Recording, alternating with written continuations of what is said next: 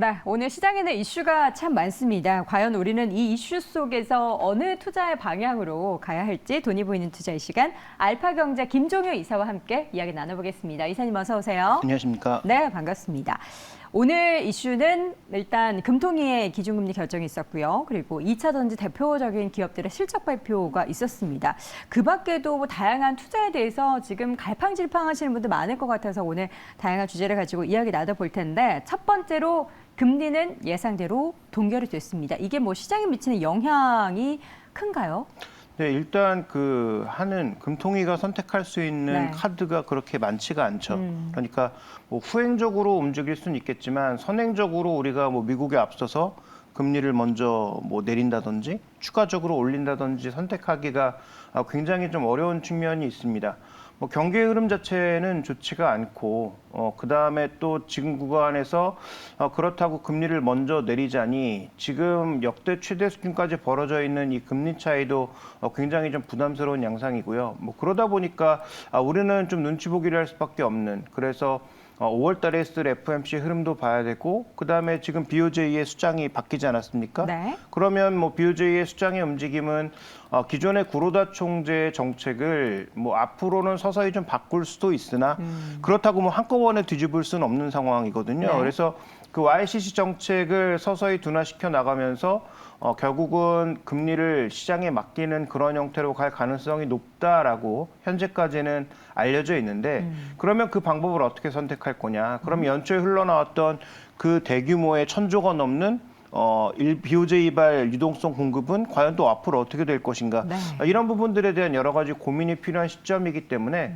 아마 BOJ는 2번 연속으로 동결을 선택한 것이다. 결국은 이 국내적인 결정보다는 대외 변수를 포함한 여러 가지 상황들을 고려하다 보니까 선택지가 별로 없는 상황이었다. 이렇게 좀 봐야 할 것 같습니다. 네, 선택지가 그렇게 많지 않은 가운데 우리 시장에서는 사실 금리 이번에 동결은 거의 뭐 100% 확실시했다고 해도 과언이 아니었고요. 추가적으로 인하를 해야 한다라는 목소리도 높아지고 있는데 과연 향후의 금리 결정은 또 어떻게 나타나게 될지 계속 지켜보겠습니다.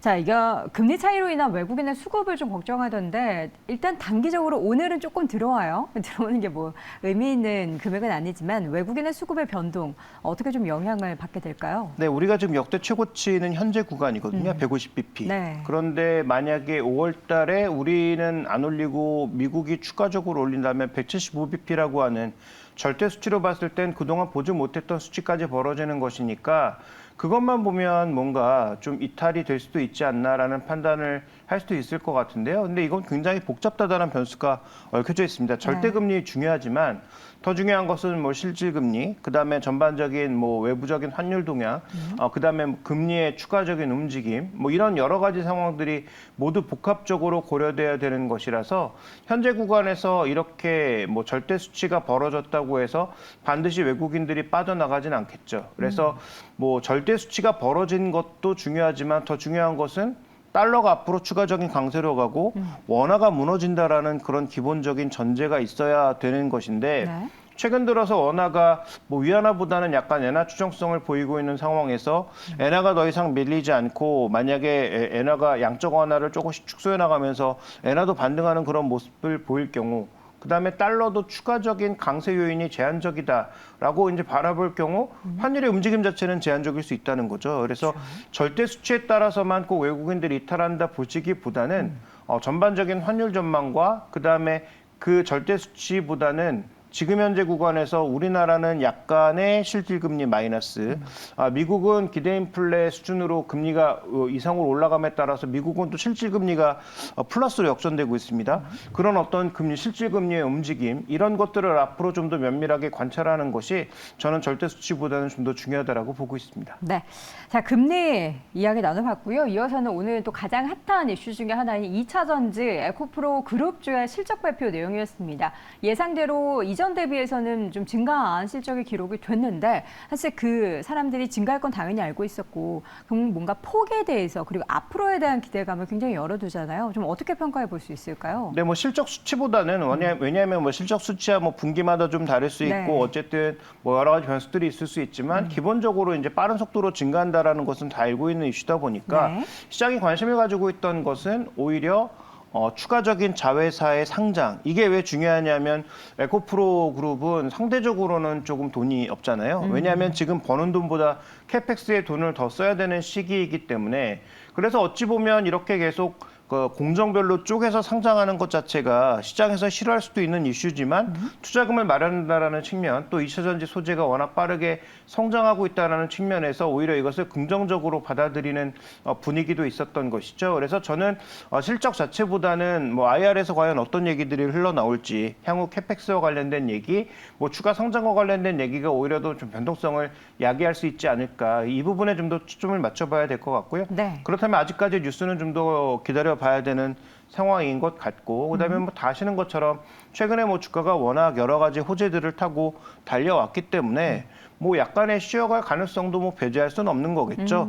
다만 뭐 쉬어간다고 해서 지금 시장에서 그러면 헤게모니를 잃고 다른 쪽에 왕자 자리를 완벽하게 내어줄 거냐? 그것도 지금 당장 판단하기는 어렵습니다. 워낙 많은 돈과 강도가 여전히 들어오고 있는 양상이기 때문에 이것은 사후적인 확인이 필요한 것이지 사전적으로 우리가 미리 알기는 매우 어렵다라는 차원에서 아직까지 뭐 시장에 뭐 주도력을 잃었다, 아니면 뭐 2차 전지 쪽이 결국 재료가 다 노출되면서 이제부터 뭐 조정으로 들어갈 거다라는 것은 너무 좀 섣부른 전략인 것 같고요.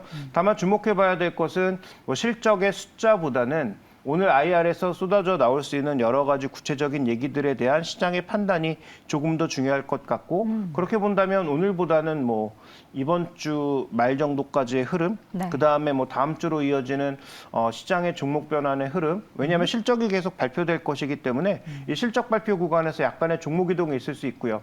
오늘 2차 전지에서 좀 눈에 띄는 부분은 어제부터 나타난 흐름이지만 네. 포스코홀딩스, SK이노베이션, LG화학 같은 상대적인 대형주들이 좀 더 뭔가 힘을 주는 그런 모습이 나타나고 있지 않습니까? 물론 에코프로비엠도 계속 강했지만, 에코프로그룹도 강했지만 오늘은 약간 소재주들이 주춤거리고 있는, 중소형주들이 주춤거리고 있는 상황에서 상대적으로 뭔가 대형주로 포커싱이 되고 있다라는 것은 이것은 2차 전지 내에서도 뭔가 약간의 변화가 있을 수도 있는 건 아닌가 정도는 체크를 해봐야 될 것 같습니다. 네. 2차 전지주, 우리는 제2의 뭔가 수익을 이렇게 많이 낼 수 있을 만한 배터리주, 그러니까 뭐 기다리고 있다라고 말해도 과언이 아닌데, 거기를 볼 때 주요 섹터 중에서 이제 반도체와 또 제약바이오를 늘 거론을 합니다. 어느 쪽이 더 매력적이라고 보세요? 뭐 투자 사이클로 봤을 땐 당연히 반도체겠죠. 왜냐하면 뭐 제약 바이오 사이클 쪽에 또 신약 사이클로 봤을 때 긍정적인 기업들이 있지만 거기서 뭐가 터질지, 얼마나 터질지는 아무도 모르는 분야 아니겠습니까? 대신 반도체 사이클은 그래도 방향이 보이고 투자 금액이 이미 어느 정도 보이고 있는 양상입니다. 네. 그래서 우리가 물론 안 보이는 숫자가 좀 더 뭐 달성이 됐을 때 주가의 움직임이라든지 파급력은 더 클 수 있겠지만 지금은 그래도 확연하게 좀 보이는 숫자에 투자하는 것이 좀 더 좋다라고 보고 있기 때문에 저는 지금은 뭐 반도체 대형주 쪽 도 좋지만 지난번에 언급드렸던 대로 무릎 아래만 확실한 것이지 지금 무릎 아래 어디쯤인지 알 수 없고 그다음에 당장 다음 달부터 탄력적으로 올라가는 것에 대해서도 우리가 확신하긴 어려운 국면인 거죠. 그래서 저는 여러 번 강조드렸다시피 반도체 대형주보다는 반도체가 지금 나아갈 길은 뻔하다. 삼성전자가 디램 투자 줄였다고 해서 선단공정 투자 줄일까? 전혀 안 줄일 것 같거든요. 그래서 꾸준하게 언급드렸던 뭐 종목군들은 SNS텍, 뭐 PSK, 원익 IPS 뭐 이런 종목군들을 계속 꾸준하게 언급드리고 있는데 뭐 이런 종목군들이 2차 전지보다는 못하지만 그래도 최근에 시장 대비해서는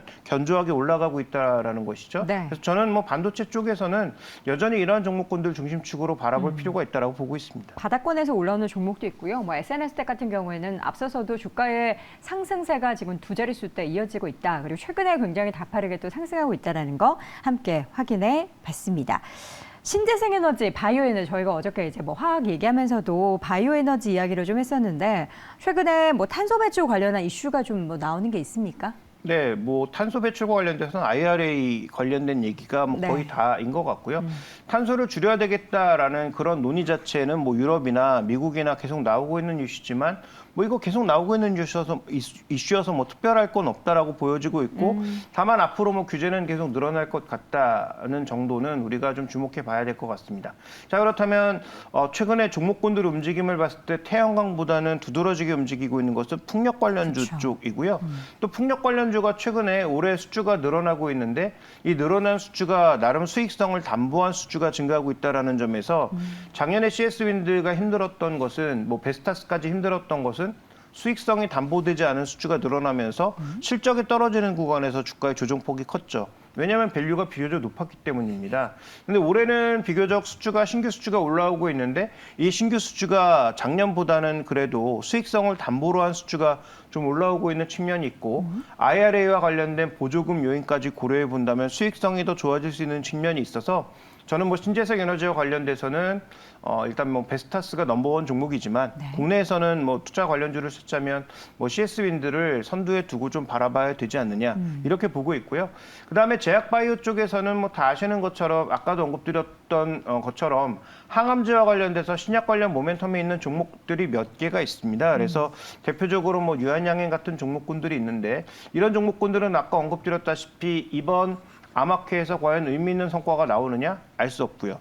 나온다고 하더라도 과연 그것이 얼마만큼의 파급 효과를 줄 거냐. 왜냐하면 이번에 발표도 결국 임상 3상이기 때문에 제품이 이제 현실화될 수 있는 시기가 앞당겼다는 측면에서는 뭐 의미가 있을 수 있겠지만 어쨌든 그럼에도 불구하고 이 제약바이오와 관련돼서는 이 사이클과 관련돼서 우리가 섣부르게 투자하기 좀 어렵다라는 관점에서 보면 확실하게 일단 기본 매출이 있고 거기에 플러스 알파 요인이 있는 종목군들로 골라가는 것이 바람직하고 그렇다면 저는 올해 여전히 뭐 중소형주는 제가 잘 모르고 대형주 중에서는 셀트리온과 유한양행 두 종목을 계속 주목해서 보고 있는데 셀트리온은 매출이 늘어나는 쪽이고요. 그다음에 유한양행은 말씀드렸던 기본적인 실적이 있는 가운데 플러스 모멘텀 요인이 있다 정도로 이해해 보시면 좋을 것 같습니다. 네.